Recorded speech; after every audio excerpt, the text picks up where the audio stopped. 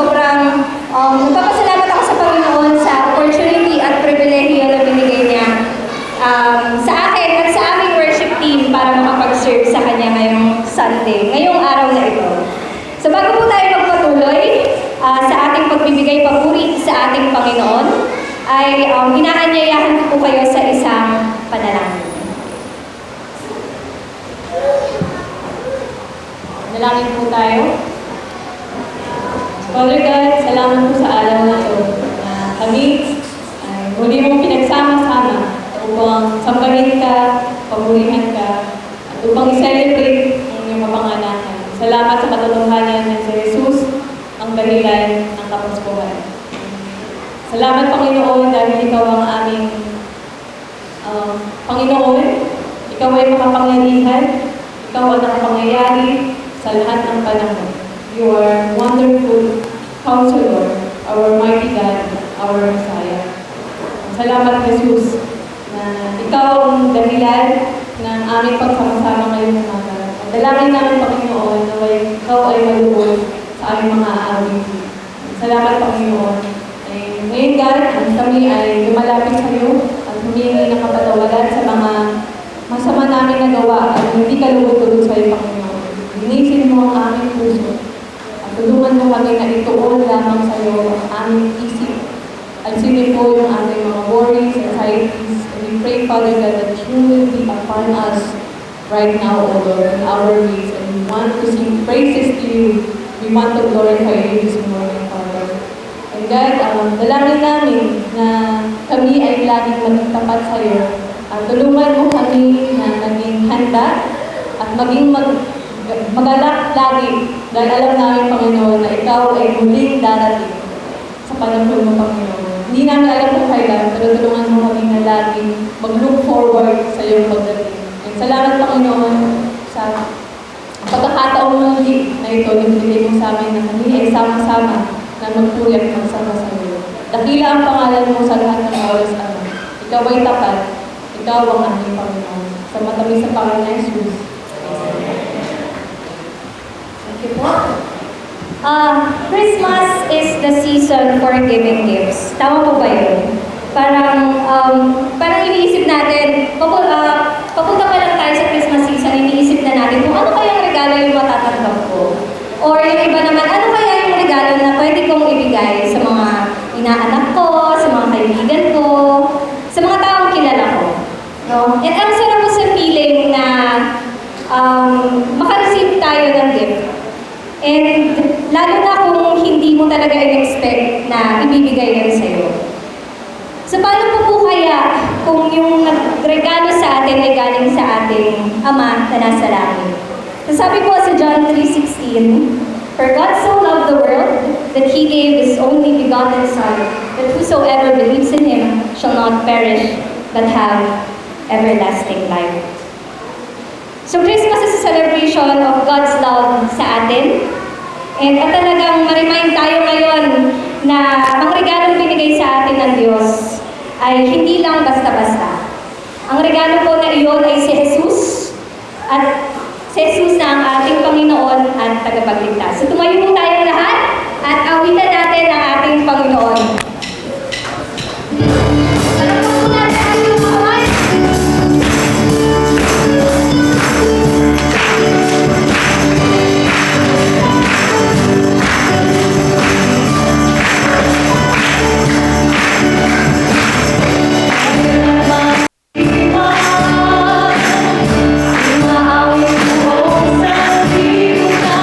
Pag-ako ng pagsilang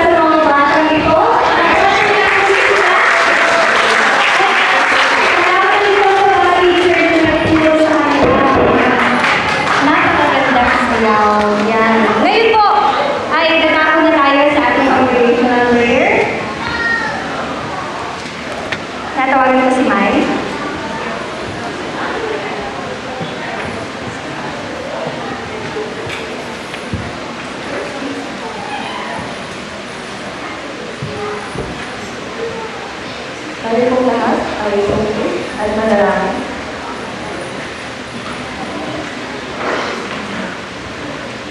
Good morning, O God. We praise you for this morning and for the past weeks and days na pinagkaloob mo para magawa namin ang mga kailangan namin gawin.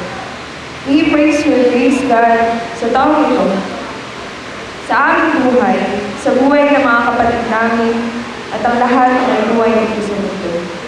God, we praise your goodness in our lives, sa mga pagsubok na sinamahan mo kami, sa lungkot, sa brokenness, sa mga accomplishments, achievements, sa disappointments, sa failures, and sa joy. Lahat ng ito ay malaya kami nakakalapit sa iyo, kaya maraming salamat po. God, we praise you for giving us hope every day. Humingi kami ng tawad na kung minsan ay masyado na kaming nagiging mayabang. Sa puntong dahil okay ang lahat ay hindi na kami lumalapit sa iyo. God, alisin niyo po yung kayabangan sa buhay namin at sa aming mga sarili at palitan niyo ng pagpapakumbaba. God, tulungan mo kaming lumipente lagi sa kung ano ang iyong kalooban. Tulungan mo kaming magtanong at mag-curious sa mga mensahe mo. Naway maging gutom kami sa mga salita mo araw-araw. Dahil yun ang kailangan ng banal na Espiritu. Nang sa gano'n na nagpunta kami sa landas na makakabuti sa mga plano mo. God, again, we praise you and adore your Son, Jesus, for the love you gave us as a gift. God, salamat sa pagmamahal niyo, dahilan kung bakit kami nagmamahal din ng aming kapwa at mga kapatid sa pananampalataya. Kung tutusin ay kulang ang mga awitin, prayers, at ministry para mapapurihan ka. Dahil dakila ka sa lahat, God. You're the Lord of Lords and King of Kings. God, thank you that you still allow us to ask. You still answers our prayers. You still hear and understand and comforts us. Ngayon ay inilalapit namin ang mga panalangin ng iglesia mong ito para sa ikalulugod ng iyong plano. God, inilalapit namin ang mga natitirang activities ng church para sa taong 2024. Kung ano man po ang mga plans at meetings sa kailangan mapag-usapan at maisagawa, ay doon mo. God, gamitin mo ang mga taong makakatulong sa proseso at sa smooth na resulta. God, we pray for our church leaders, elders, deacons, sa aming mga missionaries, teachers, preachers, and worship leaders. God, thank you sa buhay ng mga taong ito na nagpapagal para sa iyong ministry. We pray for them ang good health, God, and safety. Bigyan niyo po sila ng malusog at malakas na pangangatawan. We need your protection on them. So kung saan man po sila magbabahagi ng iyong salita. We also pray for their hearts, God. God, punuin mo ng joy ang puso nila sa lahat ng kanilang mga ginagawa para sa ministry. Yung rest and comfort sa lahat ng defeat at pagod na maaari nilang ma-encounter. God, we also pray for every families and members ng iyong iglesia. God, salamat dahil patuloy pa na nadadagdagan ng Lord of Life Christian Fellowship. Salamat sa mga dinadala mong tao dito, kaya kami rin ay dumalago, hindi lamang sa bilang, kundi pati na rin sa ministry. God, we pray din for good health, protection, and provisions mo sa kanila. God, we pray for the youth of this church. God, salamat sa binuong mong core teams mula sa Batasan at Doña Carmen, sa mga programa tulad ng YHT and SPM. Dahil dito ay mas tumarami yung pwede namin ma-reach out na youth at makilala. God, salamat sa kamakailan ng na-successful Christmas party ng Radicals, sa provisions mo at mga taong ginamit mo. God, we are hopeful. Di ko na po iisa-isahin pero naway magpatuloy pa po ang mga ganitong gawain sa susunod pa ng mga taon. God, we also pray for the Sunday School kids. Salamat, God, at malapit ng sobra ang mga kabataan sa iyo. We pray na madala nila hanggang sa paglaki ang mga turo na natututunan nila mula sa kanilang mga Sunday School teachers. God, salamat din po sa pagpapagal ng mga gurong ito, sa pasensya at effort nila sa pag-aalaga ng mga bata. Salamat God dahil una pa lang ay inukit mo na ang kanilang mga masasayahing puso para sa mga bata. Naway bigyan niyo din po sila ng kagalakan sa kanilang mga buhay at sa mga susunod pa na taon. God, we pray for the programs na ginagamit mo sa mga matatanda, kababaihan, kalalakihan, kabataan, at maging sa mga unbelievers. Sa programa din po ginagamit mo sa mga pastors, church leaders, members, sa mga trainings, conferences, God. We know that you have provided all of this, God. Dahil para din po ito sa amin. God, sana lumagot talaga ang mga nalalaman namin at natututunan sa mga bagay na ginagamit mo para sa growth namin as a Christian and as your follower. Lastly, God, we pray for the plans you have for us for the year 2025. God, you are an all-knowing God. God, teach us to be contented sa mga magiging resulta. Teach us, God, na maging masinop sa mga provisions mo. Teach us to obey your great commandments. Teach us to obey honest in all of our ways, to dedicate our work for your glory. God, help us to remind ourselves every day that there is hope in you. Help us to remind that we must love one another. Helps us to reflect kung ano yung ginagawa ay hinuhulma mo sa aming buhay araw-araw. God, we pray for your guidance and wisdom for this whole day, lalo na sa mensahe mo sa amin ngayong umaga. God, we lift this all to you, our powerful God. In Jesus' name, amen.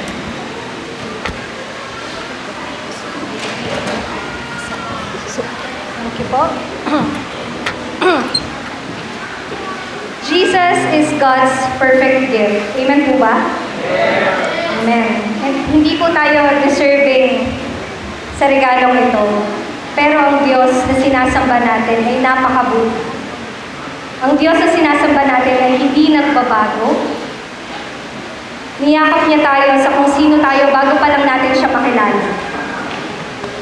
And still chose to send us His Son. Para maligtas tayo sa ating mga kasalanan. Wala na pong hihigit doon sa pag-ibig na ibinigay sa atin ng ating Panginoon. Wala na pong hihigit pa sa sukdulang biyaya ng Panginoon para sa atin. Magsitayo po tayong lahat at awitan po natin muli ng ating Panginoon.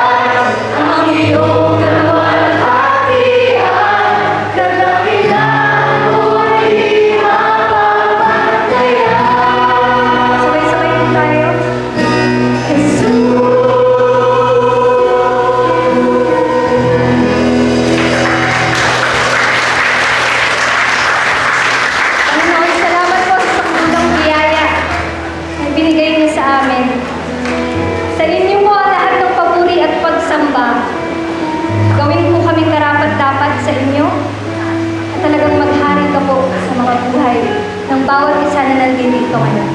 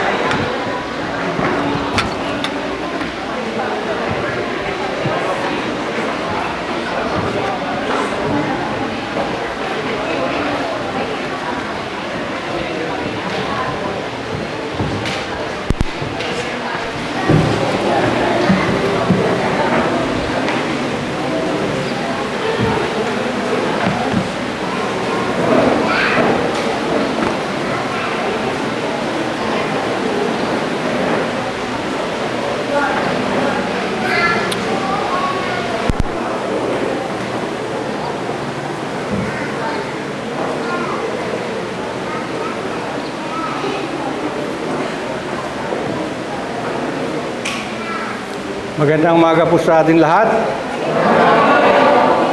Nako, na-overwhelm naman ako. Ang daming nakipag-celebrate sa aking birthday. Salamat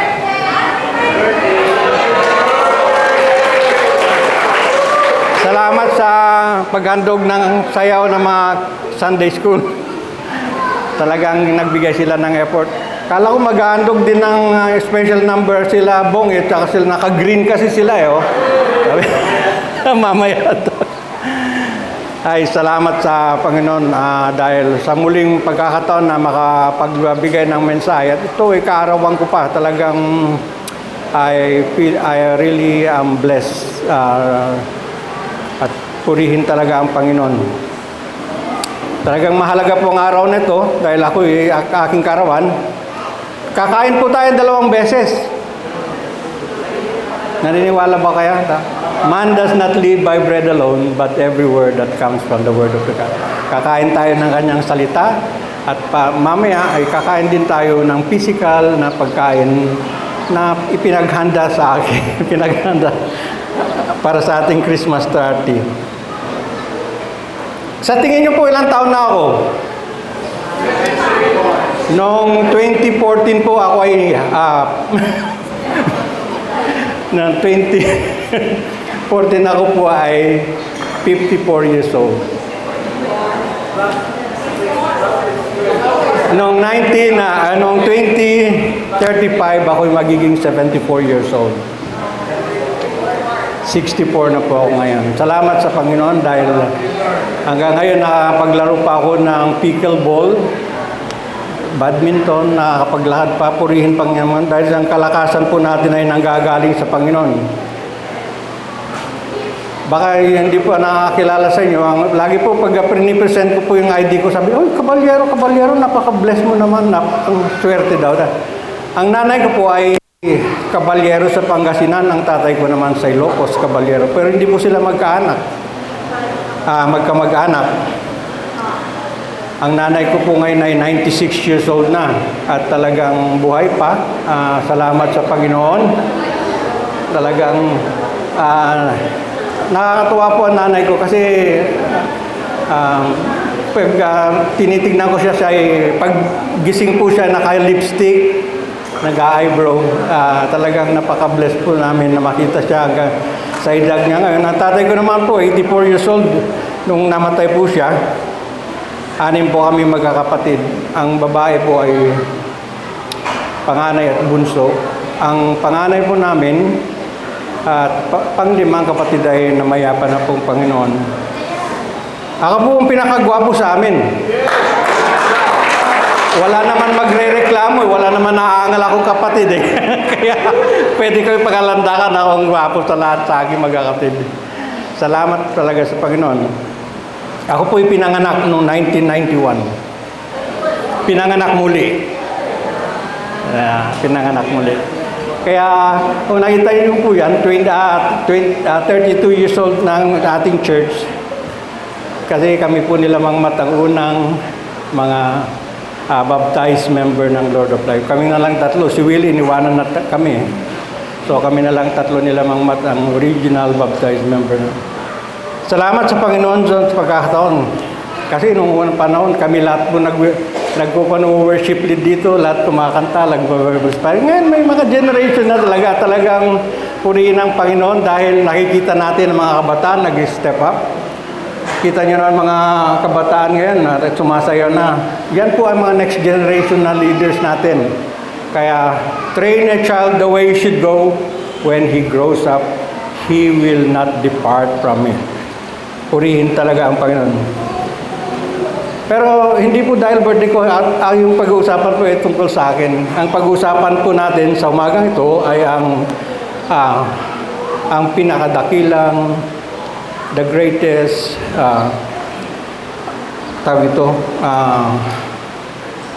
man in history. Pero bago po yan, basahin ko po magagaling sa text natin, Luke 1:26-38. Magsitayo po tayo lahat para basahin ang salita niya. Basahin ko po yung una, susunod po kayo.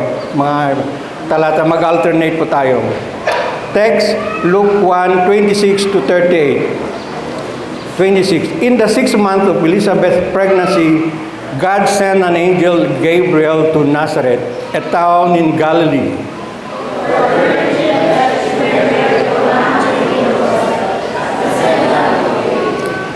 The angel went to her and said, "Greetings, you who are highly favored, the Lord is with you."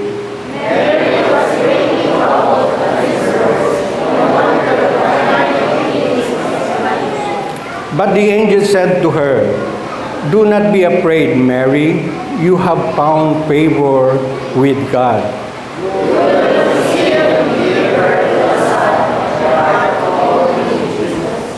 He will be great and he will be called the Son of the Most High. The Lord God will give him the throne of his father David.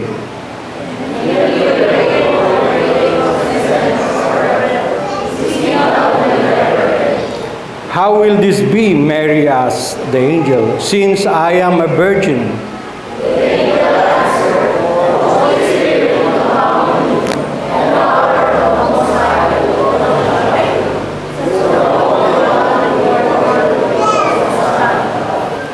Even Elizabeth, your relative, is going to have a child in her old age, and she who was said to be unable to conceive in her 6th month. "I am the Lord's servant," Mary answered. "May your word to me be fulfilled." Then the angel left her. Magsipo tayo. Salamat sa pagbasa ng salita ng Diyos. Bago po tayo mag-umpisa, manalangin po muna tayo. Panginoon, maraming salamat po sa pribilehiyong mangusap, magsalita para sa inyo, Panginoon Diyos. Nawa tanggalin mo ang mga balakid o mga iniisip namin o mga problemang pinagdaraanan namin o may nararamdaman kami, Panginoon Diyos, upang pakinggan ka, Panginoon Diyos, ang anong mensahe ipaparating mo sa amin sa umagang ito. Nawa, Panginoon Diyos, kayo po ang magsalita, hindi po ako. Salamat po, in Jesus' name, Amen.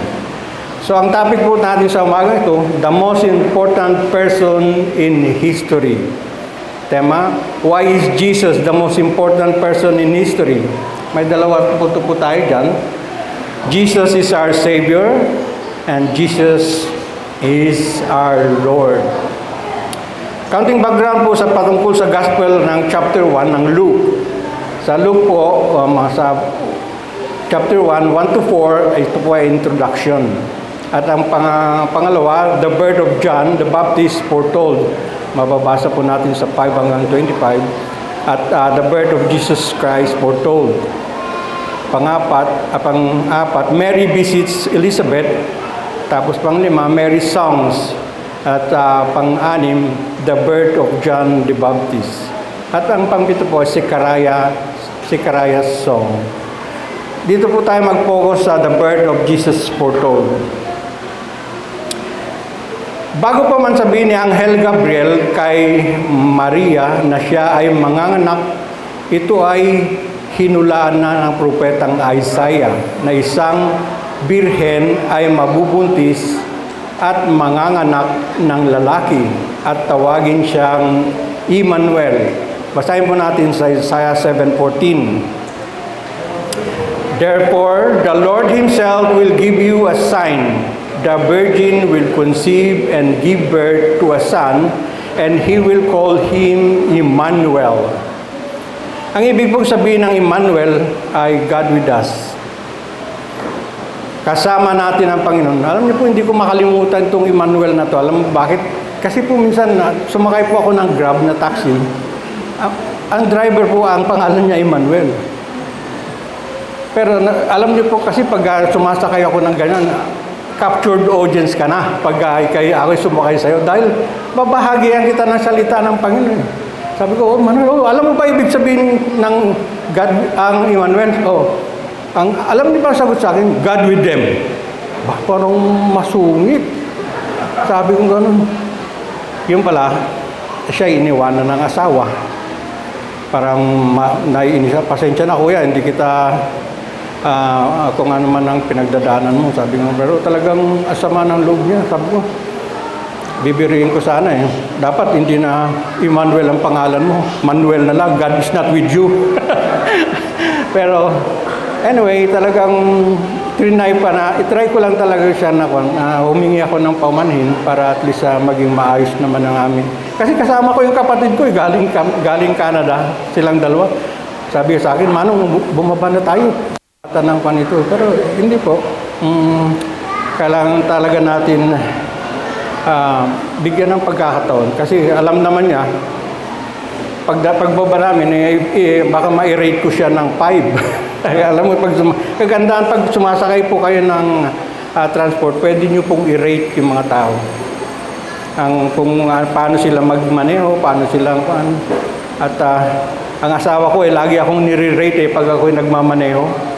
Sabi niya, ba't ganito ka na ngayon magmaneho? Hindi ka na swabe. Pero salamat sa Panginoon dahil hindi naman tayo nadidisgrab. Alam niyo sa Biblia, tulad niyan, Emmanuel, may ibig sabihin po. Marami, kaya pag kayo po nagkaroon ng anak, isipin niyo po kung ano yung ipapangalan niyo sa mga, kasi may mga meaning po yan. Tulad ni Angel Gabriel, God is strength. Ismael, God that hears. Yan po yung mga pangalan. Jasiel, strength of God. Jeremiah, exaltation of the Lord. Basilehem. Shelemiah, God is my perfection. Alam mo, God is my perfection. Tinignan ko rin po yung pangalan Riel. Sabi niya, God's one who loves Lem. Wala pa akong nakitang pangalan. Wala pang joke lang. Pero yung ating pag-uusapan po ngayon, Jesus, ang ibig po nang sabihin ng Jesus ay, ayan po, Jesus, Savior. Jesus, Savior, or Yahweh is salvation. It comes from the Hebrew name Yeshua, which is the combination of Yah, an abbreviation for Yahweh, the name of Israel's God, or Yasha, a verb meaning rescue, deliverer, or save. Kaya po nung sabihin ni Angel Gabriel kay Mary na siya ay mabubuntis, basahin po natin, you will conceive and give birth to a son, and you are to call him Jesus. Napakakan po, ano? Specific po ang instruction ng Angel Gabriel kay Mary na ang ipapanganak niya ay lalaki. Ang magiging pangalan niya ay Jesus. Upang maging maayos po ang pagsilang ni Mary, kinausap din ng Angel Gabriel si Joseph na nakatakdang ikakasal kay Mary. Nang malaman niyang si Mary ay buntis na, kaya siyempre nagtataka din si Joseph, bakit buntis na si Mary na hindi pa sila kinakasal. Kasi plano po niyang hiwalayan si Mary pagkatapos po para mawala, hindi lang po siya makasama sa kahiyan. At ipinalawanag sa kanya ni Angel Gabriel kung paano nabuntis si Mary ay sa pamamagitan ng Holy Spirit. Siya ay manganganak ng lalaki at papangalanan niyang Jesus. Dahil ililigtas niya ang tao sa kanilang mga kasalanan. Basahin po sa atin sa Matthew 1:21. She will give birth to a son, and you are to give him the name Jesus, because he will save his people from their sins. At walang ibang pangalan sa mundong ito ang makakapagligtas sa atin kundi si Jesus lang. Wala na pong iba. Tandaan po natin yan. Walang ibang pangalan. Basahin po natin sa Acts 4:12. Salvation is found in no one else, for there is no other name under heaven given to mankind by which we must be saved. Nakasulat po yan. Kaya mahalaga po na nag-aaral tayo, nagbabasa tayo ng Biblia dahil nakikita po natin ang katotohanan dito. At ito po ay pinatutuhan ng mga propeta na sa pamamagitan lang ng kanyang pangalan ang lahat na sumampalataya sa kanya ay magkakaroon ng kaligtasan. Alam niyo po, nung bata ako, napakakulit ko eh. Kasi nung nanay ko, laging naglilipat sila ng santo, yung Black Rosary. Bakit? Si Mother Mary, ang tawag nila. Sabi ko, ano po, sino po yan? Sabi ko, si Mary ba? Nananalangin sila. Pero, dahil alam niyo po, pag mayroon kayong gustong alamin, lagi po kayong magtanong kasi ang curiosity natin ay nagbibigay ng kasagutan sa atin. In the long run, nakita po ko yung katotohanan dahil lang sa kakulitan ko po ang nanay ko talagang, sumunod ka na lang kasi. Kung gusto niyo pong malaman ng katotohanan, pagsikapan niyo po. At ito'y pinatutuhanan din ng mga propeta na sa pamamagitan ng kanyang pangalan, ang lahat na sumampalataya sa kanya ay magkakaroon ng kaligtasan. Basahin po natin sa Acts 10:23. All the prophets testify about him that everyone who believes in him receives forgiveness of sins through his name. Sa pangalan na Jesus lang. At ito po ay ipinaliwanag din ng kay Apostol Pablo sa isang hindi mananampalataya. Alam niyo po ba yung kwentong ng si Apostol Pablo ay Silas ay nakulong dahil sa kanilang pagpapahayag ng salita ng Diyos? Sila ay nakulong. Pero isang gabi, lumindol po at nabuksan lahat ng rehas ng kanilang prison cell. At nung malimpungatan yung jail guard, makita niyo bukas na yung lahat ng mga pintuan ng selda. Anong una niyang ginawa? Binunot niya po yung kanyang itak. Kasi, at magpapakamatay na. Alam niyo po ba noong unang panahon, pag ikay nakapagpakawala ng isang prisoner, ang hatol po ay kamatayan.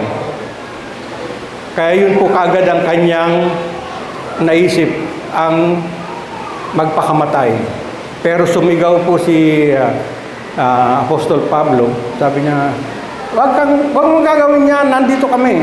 At nung pinuntahan nga, nandun lahat sila. Siyempre, nagulat po siya. Di ba pag ikaw ay prisoner, pag bukas ang pintuan, ang tendency mo talagang lalabas ka. Ang init kaya doon. Siyempre, nandun sila. Nagtaka siya. Bakit nandun pa sila? Hindi sila umaalis. At sinabi niya, napaluhod po siya. Ano po ba ang kailangan kong gawin para maligtas? Ano po ang dapat kong gawin? Humulugod siya upang maligtas. Basahin po natin sa Acts 16:31. Then they replied, "Believe in the Lord Jesus and you will be saved, you and your household." Kita niyo po yun? Pag isa po sa atin ay tumanggap sa Panginoon, kasunod po ang ating household. Hindi man ngayon, hindi man bukas, human kailan. Ako po hanggang ngayon, ang mga kapatid ko hindi pa nanay ko hindi pa nakakilala sa Panginoon, pero hanggang ngayon, lagi akong nagtutulak. Push, pray until something happen. Kasi ang panahon po ng Panginoon, nakita niyo po si Elizabeth nung mabigyan siya ng magkaanak, anong edad niya? 90. Natawa pa nga siya, 90 years old na. Wala pong imposible sa Panginoon. Tandaan niyo po yan. Pag sumikapan yung lumuhod, mag-pray at ibibigay sa inyo ng not your will, but yours will be done. Napakahalaga po tayong banggitin ng mabuting balisang pangangailangan natin sa Panginoon. Dapat, kung tayo po ay nagsishare ng salita, dapat ipaliwanag natin sa ating sinisharean ang pangangailangan ng pagliligtas at kundi bakit ang pangalan lang ni Jesus ang nagagamit. Siyempre, bago po kayo mag-share sa isang, hindi po basta nag-share ng salita ng Diyos, kaya maging prepare kayo. 3 P, pray, practice, present. Paano ka mag-share ng salita ng Diyos kung hindi mo man alam yung mga verses na pwede mong panghawakan para ibahagi ang salita ng Diyos? Kailangan po nasa sa inyo ang salita ng Diyos, nasa sa inyo ang Diyos na siya ang nagsasalita para makakilala ang taong pinagsisira niyo. Kailangan po bigkasin. Pag nagpapatanggap ko yun, mahalaga po yun. Basahin po natin sa Romans 10:9 and 10. If you declare with your mouth, Jesus is Lord, and believe in your heart that God raised Him from the dead, you will be saved. For it is with your heart that you believe and are justified, and it is with your mouth that you profess your faith and you are saved. Kailangan po manggagaling. Kasi mga iba kasi nagiging dahilan na, kilala ko na po ang Panginoon. Kilala ko man. Pero pag tinanggap mo po sa buhay mo, hindi siya po makapagsalita. Kilala. Ang tanong, kilala ka ba ng Panginoon? Of course, kilala ka. Pero hindi yung lubos na pagkakilala, tulad ng pagniligaw ninyo. Hindi ba gusto nyo i-impress yung nililigawan sa lahat ng bagay gusto nyo? At gusto nyo mapakinggan yung matamis na oo nga. Di ba? Kailangan po pag maririnig nyo, mahal mo ba ako? Pag hindi mo naririnig yun, wala kayong kaugnayan, di ba? Kailangan po manggagaling sa bunganga ng iyong nililigawan. Mahalaga po yun. Ang Panginoon, mahal niya ang mundong kanyang nilikha, na ibinigay niya ang kanyang bugtong na anak, na sino man sumampalataya sa kanya may kaligtasan. Hindi niya sinugo ang anak niya para hatulan o parusahan ng mundo, kundi magkaroon ng buhay na walang hanggan. Siguro naman di kayo may lahat natin almost siguro sa atin ay alam na itong verse na ito. John 3:16. Sino hindi nakakilala? For God so loved the world that He gave His only begotten Son, that whosoever in Him shall not perish but have eternal life. Yung so whoever po sa atin, sa invitation po sa lahat yan. Hindi lang sa mga napili, kundi lahat. Ang Diyos ay hindi po namimili. Lahat po, welcome po yan. Yan whosoever na yan. For God did not send His Son into the world to condemn the world, but to save the world through Him. Ang mundo po ito ay kasama tayo sa Kanyang mga nilikha. Hindi lang po yung mga punong kahoy yan. Bahagi po tayo ng mundong ating ginaroon. Ano nga? Bakit nga ba tayo nililigtas ng Panginoon? Ano ba yung makasalanan natin? Bakit? Ano bang... Hindi ka palang napapanganak, may kasalanan ka ng minana. Bigyan mo tayo ng background kung paano nagkasala ang sanlibutan. Nang likhain po ng Diyos ang sanlibutan, perpekto lahat. Nanirahan sa paraiso sa Eden, si Adan at Eva. Mababasa niyo po yan sa Genesis 2:15. Nilikha ang Diyos ng tao ayon sa kanyang larawan. Nakita niyo, kamukha niyo ang ating Panginoon. Bawat siya sa atin. Kasi kawangis po natin siya. Pero sila ay natukso at nalaglag sa kasalanan, sa kasinungalingan ni Satanas. Sinuway nila ang Diyos sa pamamagitan ng pagkain ng bunga ng puno ng kaalaman na ipinagbabawal sa kanila. Bawal ang pagkain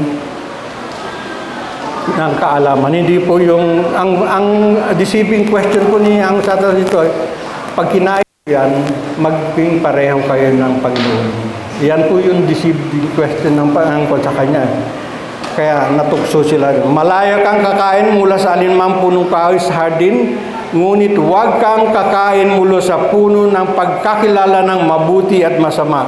Sapagkat kapag kumain ka nito, tiyak na mamamatay ka.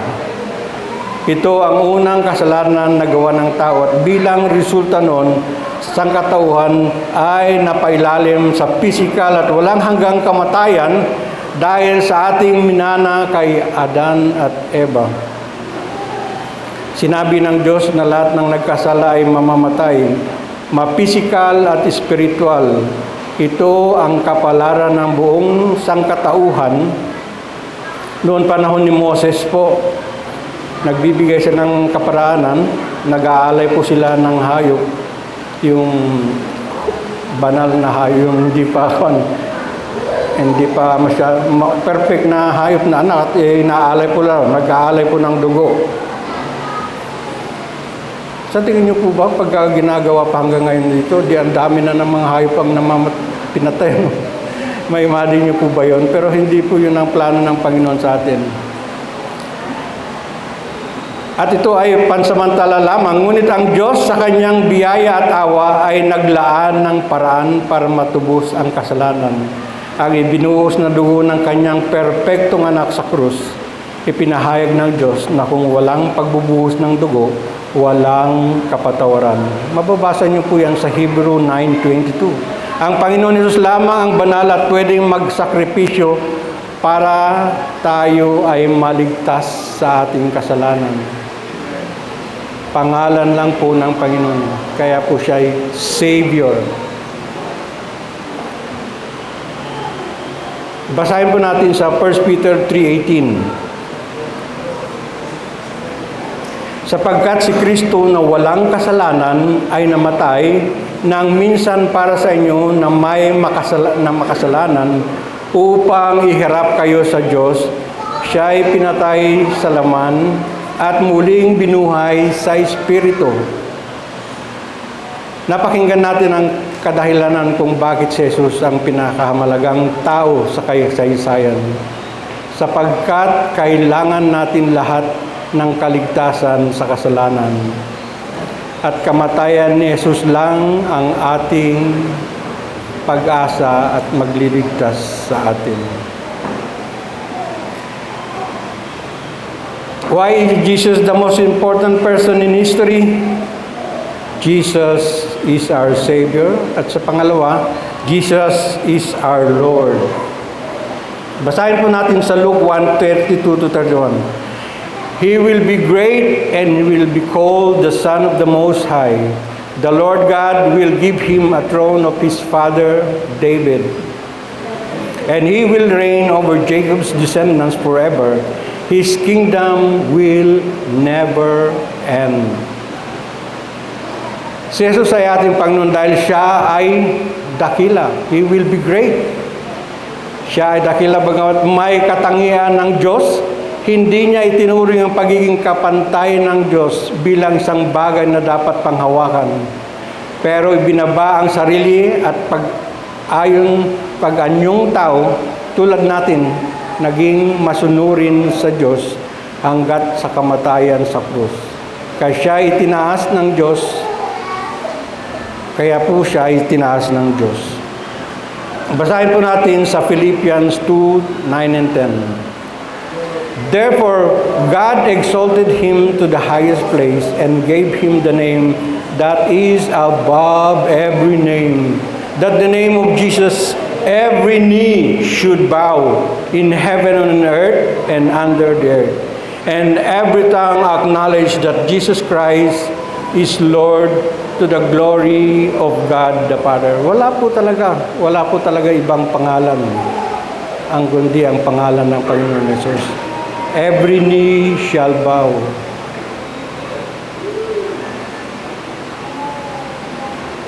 Dahil siya ay dakila.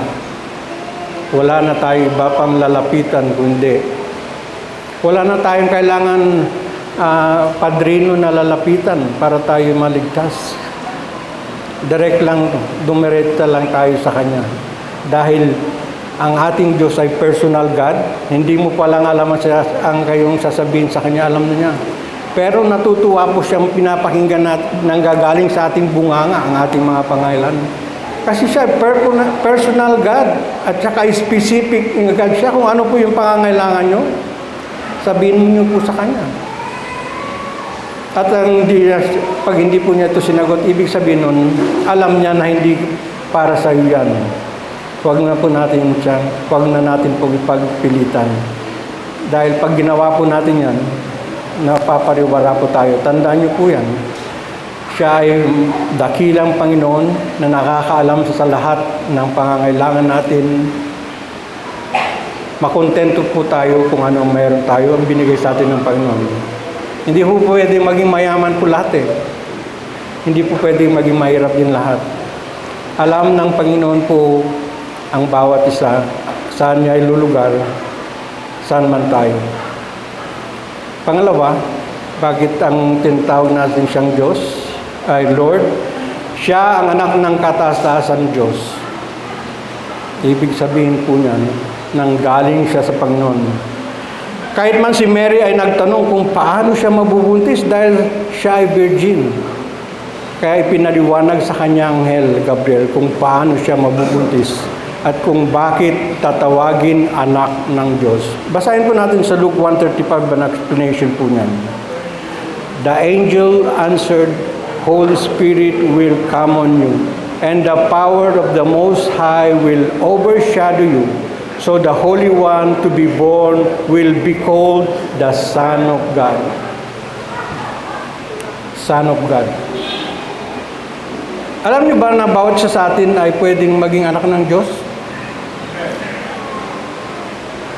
Basahin niyo po sa John 1:12. Sa lahat ng sumampalataya at nanalig sa Kanya, binigyan niya ng karapatan maging anak ng Diyos. We have the right. Salita ng Panginoon yan, na open to all. Hindi sa physical na kapanganakan, pero sa adoption. Alam niyo po ba yan, mga ganong pag-adopted son natin? Yan po, ganyan po kabuti ang Panginoon sa bawat isa sa atin. Makapangyarihan ang ating Panginoon. Kaya niyang gawin man kung anong gusto niyang gawin, at ito man ay pinakita niya. Nung ang Panginoon Jesus ay nabubuhay, pinakita ng Panginoon paano niya patigilan ang bagyo, paano niya pagaling ang may sakit, paano niya buhayin ang patay. Kaya si Mary nung magsilang sa kanyang anak, pinaliwanag kung paano magkakaroon ng buntis. Na ang Diyos ang gagawa ng paraan sa pamagitan ng banal na Espiritu. You will conceive through the power of the Holy Spirit. Makapangyarihan po ang ating Diyos. Kaya niya pong gawin kung anong gusto niyang gawin. Dahil siya ang ating Creator. Siya ang lumikha ng bawat isa. Alam niya ang kilos ng bawat isa sa atin. Hindi pa man natin nagagawa, alam na po na ng mangyayari. Bakit tinatawag natin siyang Lord? Jesus is Lord dahil siya ay anak ng Diyos. At pangatlo, maghahari siya sa mga lahi ng Jacob magpakailanman. Ang paghahari niya ay walang katapusan. Hanggang ngayon po ang Panginoon ay buhay. Amen po ba yan? Naghahari sa ating buhay. Gaya ng sinabi niyang Gabriel, ang Angel Gabriel na ang isisilang niyang sanggol ay magiging dakila, tatawagin anak ng katastasan Diyos. Ang trono ng ninuno niya si David, maghahari siya sa mga lahi ni Jacob, magpakailanman. Ang paghahari niya ay walang katapusan. Alam niyo po ba, si King David, King Solomon, King Cyrus, man maging hari, si King James, hindi po si Lebron James to si King James, hindi po siya. Baka kayo mga kabataan, ay, pati ba si Lebron James, hindi, hari pala. Nagtatapos po ang kanilang pag-aaral. Nakita niyo po kung ang pangayon last year ba yun, namatay si Queen Elizabeth. Tapos na ang kanyang trono. Anong papalit naman si King Charles sa England. Pero ang ating Panginoong Jesus, siya ay walang katapusan po ang kanyang paghahari. Dahil siya ang dakilang manglilikha natin. Nung nilikha pa lang ang mundo, nandun na ang Panginoon. In the beginning was the Word, and the Word was with God, and the Word was God. In the beginning. Minsan di nyo malo kung in the beginning. Bakit sinulat dito kay John? Yung pala kasama siya na lumilika ng mundo. Makapangyarihin po natin yun. Minsan, ma-amaze po kayo sa salita ng Diyos. Kaya talagang mahalaga po na nag-aaral tayo ng salita ng Diyos. Lagi kong sinasabi to, ang Biblia ay basic instruction before leaving earth. Basahin niyo po yan kahit nandyan po ang instruction sa atin. Sa lahat na nangyayari ay nandyan po ang kasagutan.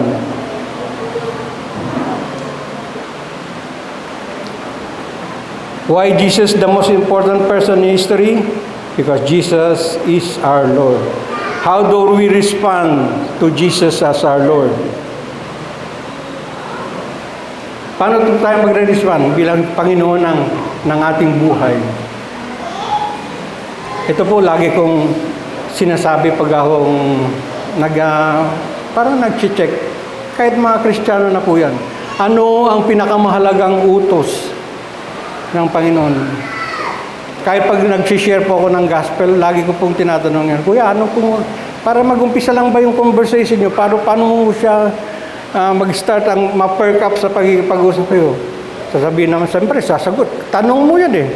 Sasabihin niya, huwag pong pumatay. Huwag pong gagawa ng masama. Doon ka na papasok. Alam mo, mahal ka ng Panginoon. Gusto niyang malaman ng katotohanan na sa araw na ito, ayun, dyan ka na mag-umpisa na pag-share ng gospel, di ba? Yan po yung kaparaanan po na gagawa po, maging creative po tayo, hindi lang po ng, alam niyo yung verse, sige na.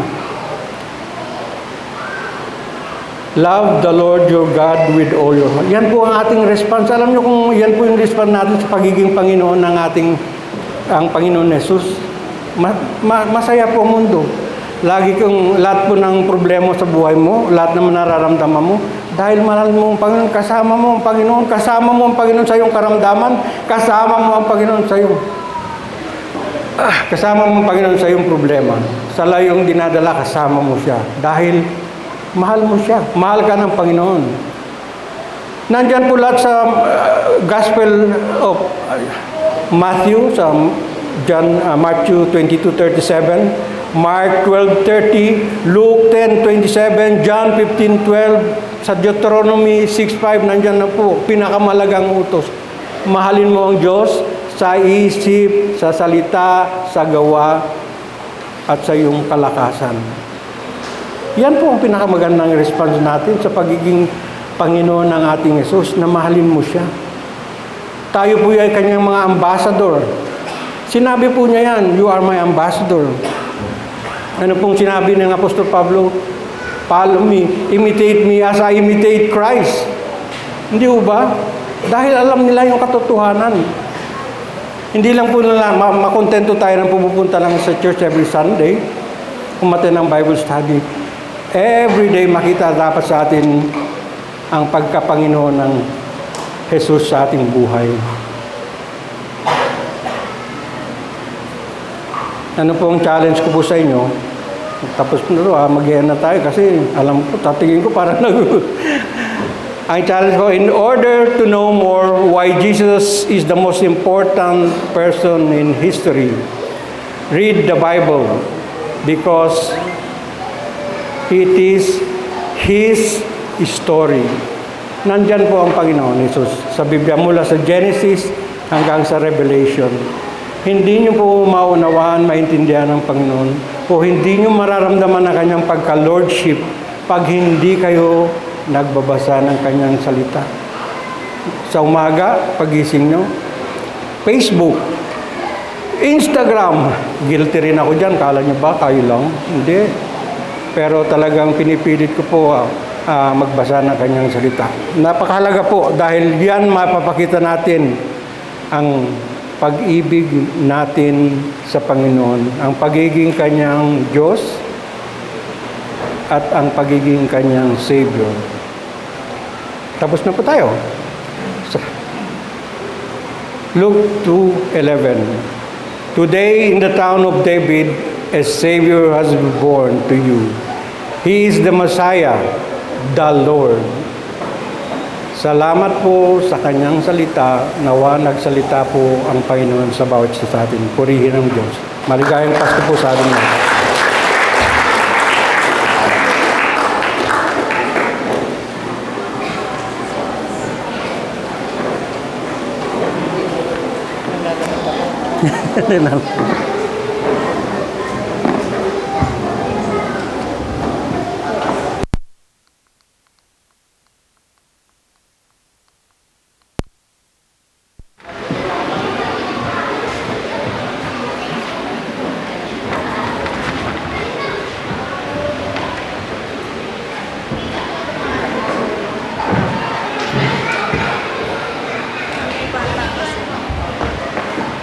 Ayan, maraming salamat po, Tito Don, sa inyong napakagandang mensahe. Sabi po, Jesus is the most important person in history because He is our Savior and Lord. At tanging pangalan lamang ng ating Panginoong Jesus ang makapagligtas sa atin. At talagang natin po natin ngayon sa pang-araw-araw natin buhay. Hindi lang ngayong Christmas, dahil Christmas, saka natin maalala ang ating Panginoon. Kundi sa pang-araw-araw natin buhay. Tayo po ay umawit bilang response sa ating message. Tumayo tayo lahat.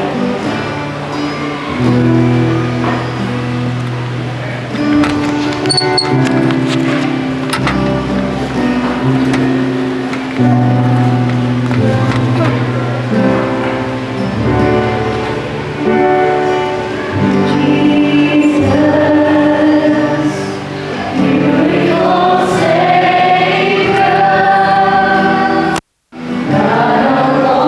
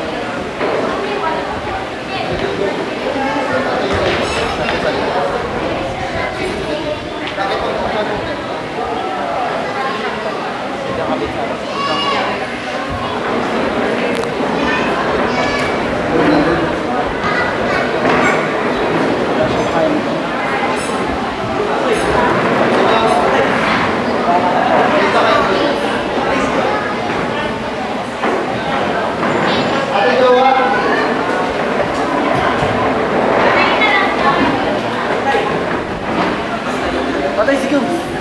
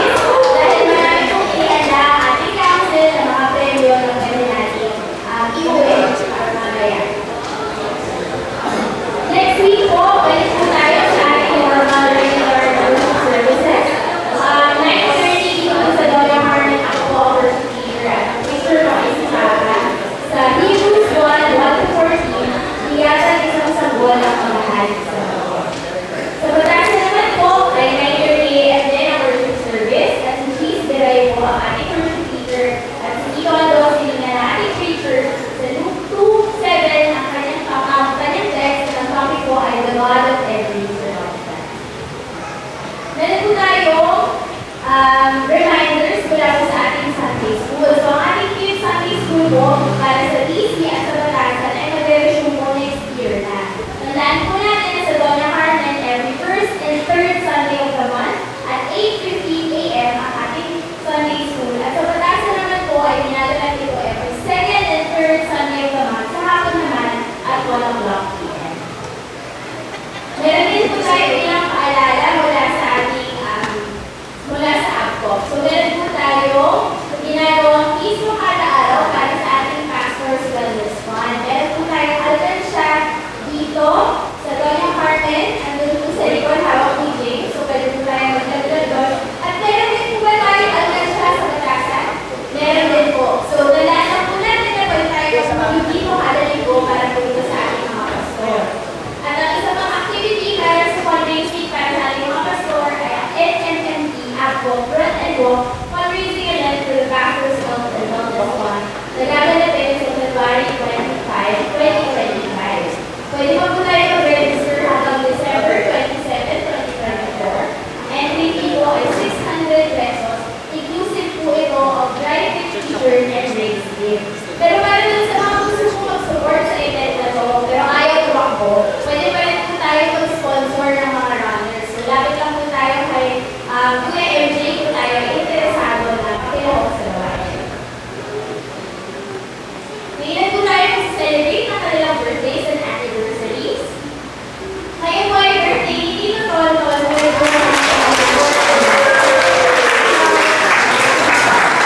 Siya po ay 54 years old. At sa December 19 ay birthday po ni Gab. Meron na po ba mag-celebrate ng kanilang birthday this week na hindi ko natin na-announce? Wala. Kaya po batiin natin, actually yun na. Awitan po natin sila ng happy birthday.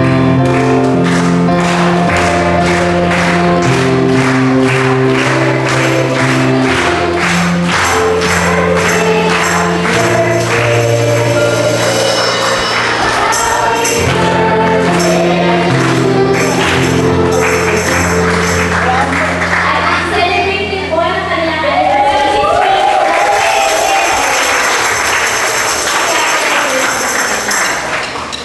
Ayun po. Meron po ba tayong first time na dumalo sa ating worship service? Ngayon po natin po. Meron po ba tayong first timer o kaya na may bisita? Ayan. At sa likod, let's go na. Si Mickey po, kaibigan nila, Robert, Ayan. Sino po ang first timer sa ating worship service? Meron po ba?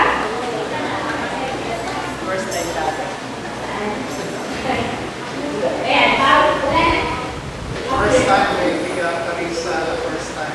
Meron po nagkakaroon sa first time? Sino po? Ano ba? Sige, Nestor po, kasama lang din natin. Salamat po. Ayan, maraming salamat po sa inyong pagkakas. Mamaya po, bakit tayo ay bago o hindi magkakayan po tayo bago tayo ay magsalita. Kakain po si Belen. Ayan.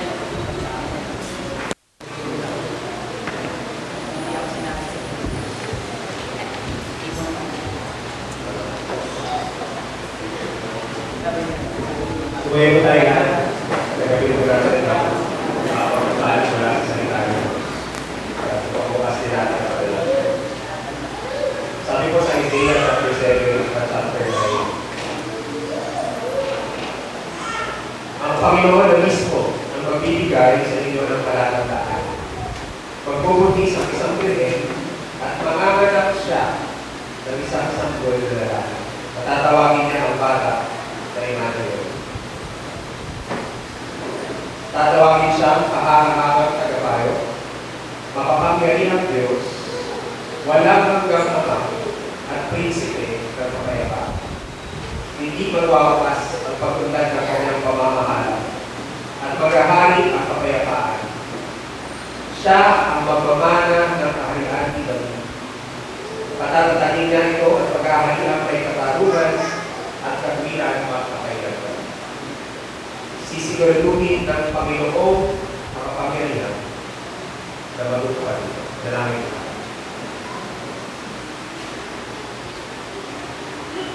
Aba, maraming salamat na mayroong kabuluhan ng aming pagsasama-sama ngayong umagang ito dahil sa pangalan ng Jesus.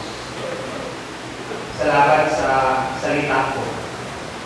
Salamat sa paalala na dahil sa kanyang pangalan, una, meron kaming kaligtasan mula sa kasalanan. Gawin po na sa iwag sa amin ang ibig sabihin nun, lalo na ngayong kapasuhan. Pangalawa, salamat dahil sa kanyang pangalan ay napapailalim lahat ng kapumuhan sa nangungulong sa lahat dito sa langit at dito sa lupa. Hindi namin pwedeng pag-alinlangan ng kanyang pangungulong. Nasa kanyang pangalan at kapagkailan sa lahat ng bagay. Maraming po salamat. Tulungan mo kami, Panginoon, na kaming pagkatapos itong Christmas service na meron kami. Sa kasama ng aming mga pamilya, kaibigan kayong Pasko, ay ipaalala mo sa amin kung ibig sabihin ang pangalan na yun at ibahagi namin sa iyo. Patuloy na maging hamon si Jesus ang aming hindi lang tagapagligtas, kundi Panginoon ng buhay. Maraming salamat, tinataas namin ang iyong pangalan. At patuloy mo kami samahan sa aming pagsasama at pagsasalo-salo